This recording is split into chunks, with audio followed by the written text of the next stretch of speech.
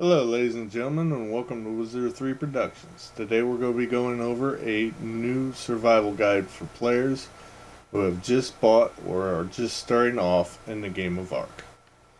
First, you need to go to options down here, and this can get overwhelming, but go through here and adjust your settings as you see fit.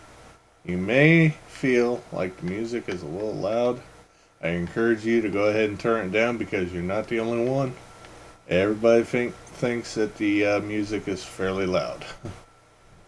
I will go ahead and mute it entirely so that you can hear me throughout the rest of this playthrough without being interrupted.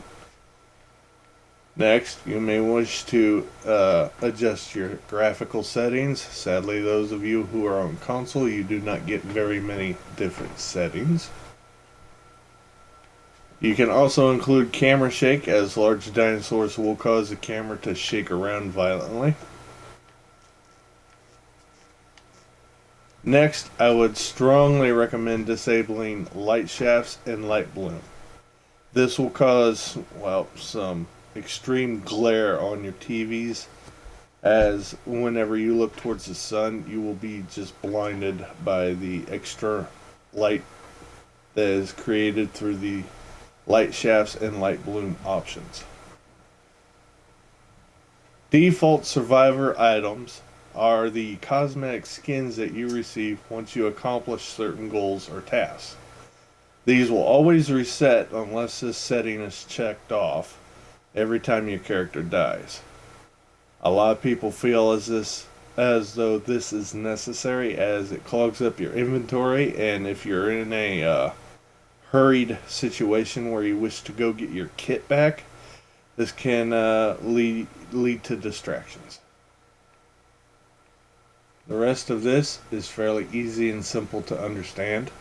However, if you are a brand new player who has never experienced Ark, you may actually wish to leave most of this as default. The only things I would encourage is the light shaft and light bloom, default survivor items, and of course the music. Don't forget to apply, then save and exit. Next, this is for single player settings only. Go to host/local, and for this I'm going to go ahead and get rid of that save file. Okay, so for single player survivors who wish to play on their own, I would actually recommend ignoring all of this. The only things that you will be worried about are going to be PvE mode. You can choose to have maximum difficulty if you want. However, if you're brand new survivors, I actually think this would be not a good idea. I'll do it though because I am very experienced. I would strongly encourage single player settings, corpse location, and it's not, where is it? It's right here somewhere. Oh, show player map location. The reason why is when you look at your map, it will not tell you where you're at. You will have to guess with a GPS and a compass. However, if you have your map player location selected, this will not only show your location on the map, but it will also show you the direction that you're looking at. Very useful for first time players.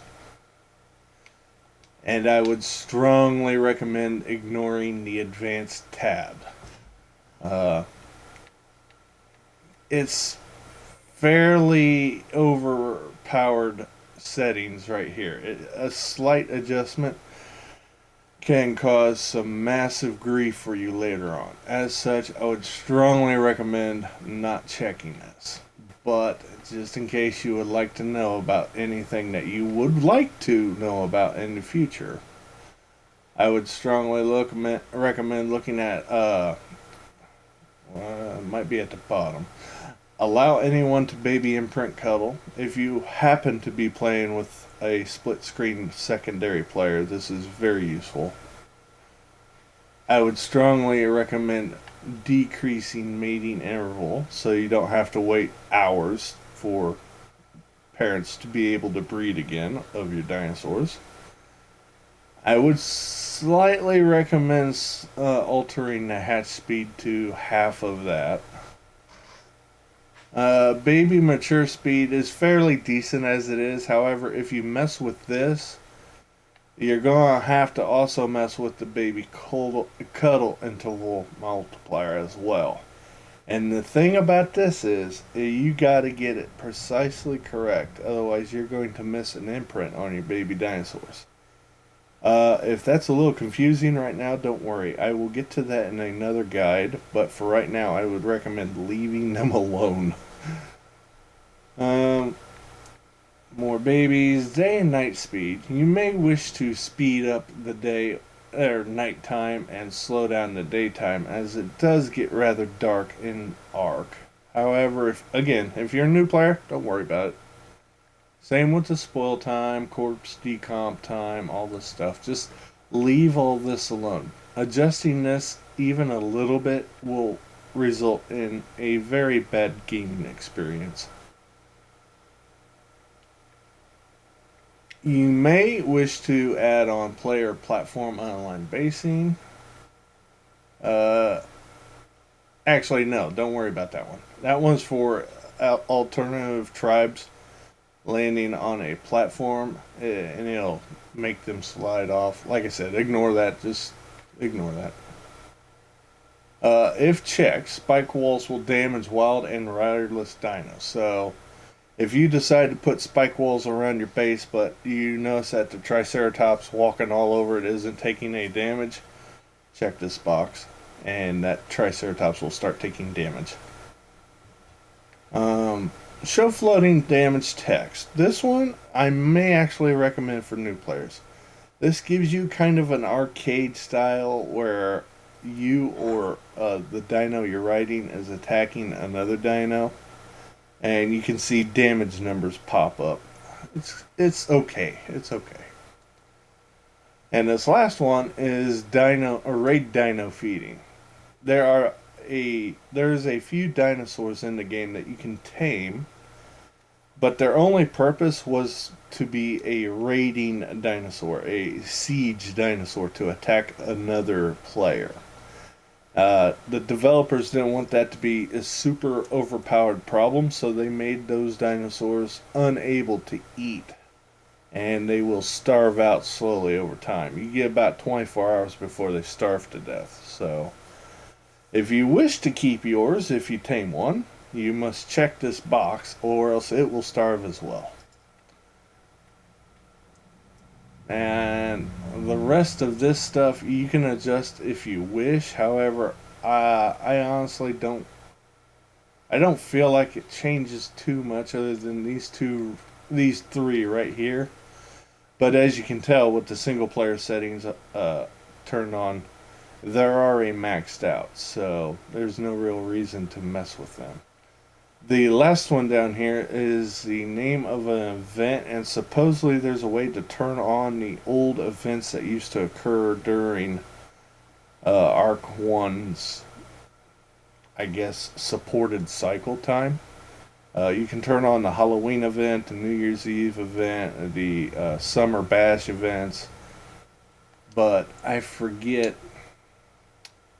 I forget if they still work in single player mode or not.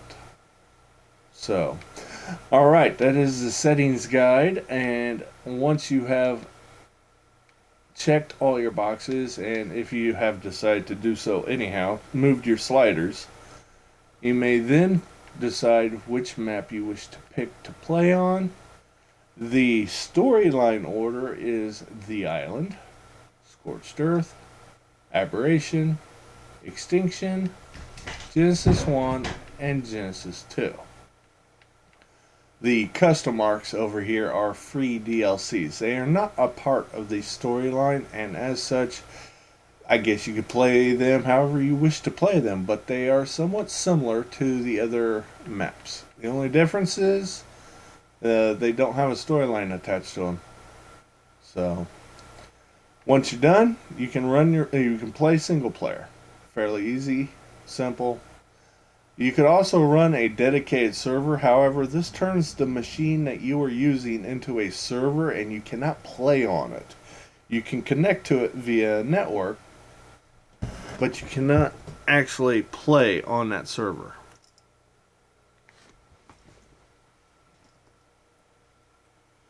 You could also create a procedural